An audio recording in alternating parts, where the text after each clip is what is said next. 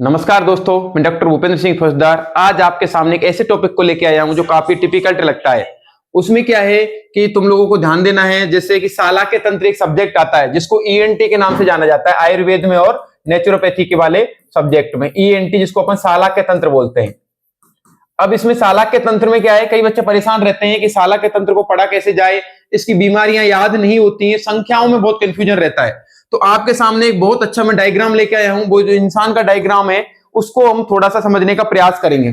अब बात करते हैं सालाक्य तंत्र के अंदर आता क्या है। तो सालाक्य तंत्र आता है, उसमें सलाका का प्रयोग किया जाता है, इसलिए इसको सालाक्य बोलते हैं। सलाका मतलब कोई भी रोड, तो इसका मतलब जो कोई भी इंस्ट्रूमेंट प्रयोग किया जाएगा उसको सालाक्य बोलेंगे। सालाक्य की बात करें, इसमें ऊर्ध्व जत्रुगत रोगों का वर्णन किया है। ऊर्ध्व जत्रुगत। अब ऊर्ध्व जत्रुगत में क्या आता है, ऊर्ध्व जत्रु बोन किसको बोलते हैं, अपने क्लेविकल बोन को जत्रु बोन बोला जाता है आयुर्वेद में। तो क्लेविकल बोन से ऊपर जितने भी रोग आते हैं वो क्या कहलाते हैं, अपने सालाक्य तंत्र के रोग कहलाते हैं या सालाक्य तंत्र के अंतर्गत आते हैं।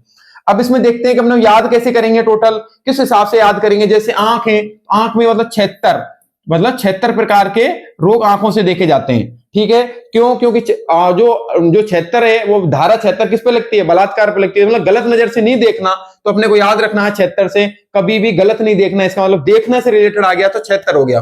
मुंह से हमेशा पट पट पट बोलते रहते हैं, पट पट पट बोलेंगे तो मुंह के जो मुखगत रोग होंगे वो कितने होंगे, 65। पट पट से क्या हो जाएगा, 65 हो जाएगा।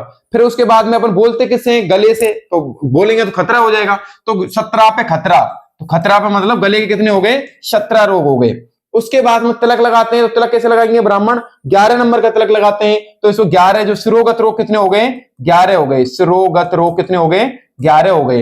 इसके बाद अब बात आती है अपनी कान की, कर्णगत। तो कर्णगत में झुमका पहनते हैं 36 नंबर का, कितना का, जैसे झुमका लटका रहता है 36, तो अपने को याद कर लें कर्णगत कितने हो गए, 36। अब बच्चे नासागत, तो नाक कैसी होती है, ऐसे इस हिसाब से होती है, 31 नासागत रोग हो गए। इस हिसाब से अपने को याद करने हैं। अब जो ये 65 नेत्रगत रोग होते हैं और 11 शिरोगत रोग होते हैं, 76 नेत्रगत रोग होते हैं, और अपने बात करते हैं 36 के तो कर्णगत, सॉरी 28 कर्णगत नेत्र रोग होते हैं। 28 क्या होते हैं, कर्णगत नेत्र रोग होते हैं। और अपन ने ये सारे देख लिया। जो 65 होता है उसका अपन विभाजन देखने का प्रयास करते हैं। 65 जो नेत्र रोग हैं उसमें 7 आयतन होते हैं। 7 क्या है, जिनको 7 आयतन बोलते हैं। तो वो कौन कौन से हैं, 7 आयतनों की बात करें तो एक तो जीवा है, जीवा के बाद में अगला क्या आता है, तालु है।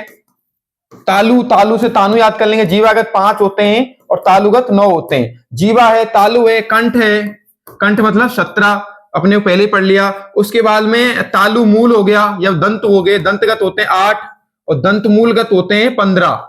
ऐसे करके 65 क्या है टोटल कौन से रोग होते हैं, जो मुखगत रोग होते हैं, जो 7 आयतनों में विभाजित होते हैं। तो अपन ने शॉर्ट में देख लिया। अब अपन एक एक रोग को हर वीडियो में पढ़ेंगे, जैसे कि जिसके अपन एक बार पढ़ेंगे शिरोगत, एक बार पढ़ेंगे नेत्रगत और एक बार पढ़ेंगे ये। तो अपन ने वो ओवरव्यू ले लिया। इसके बाद एक एक सीरीज निकलती रहेगी 5-5 मिनट की वीडियो में, 5 से 6 वीडियो में पूरी सालाक्य तंत्र कंप्लीट हो जाएगी। धन्यवाद।